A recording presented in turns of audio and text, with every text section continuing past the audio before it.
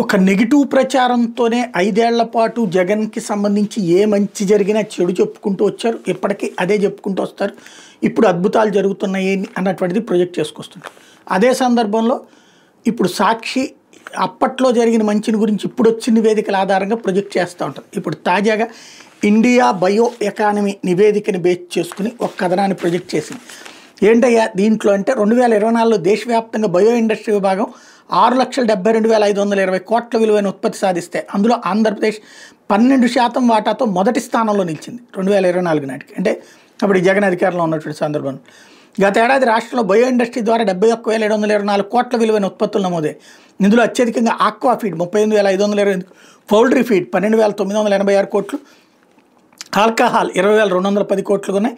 AP తర్వాత మహారాష్ట్ర 11.4% వాటాతో రెండో స్థానంలో, తమిళనాడు 10.1%తో, కర్ణాటక 8.5%, పంజాబ్ 8.4% వాటాతో ఉన్నాయి. బయోఫార్మా రంగంలో కూడా రాష్ట్రం వేగంగా దూసుకుపోతుందని ఏకంగా 8 ఫార్మా క్లస్టర్లతో దేశంలో 3వ స్థానంలో ఉన్నట్టు నివేదిక చెప్పుకొచ్చింది.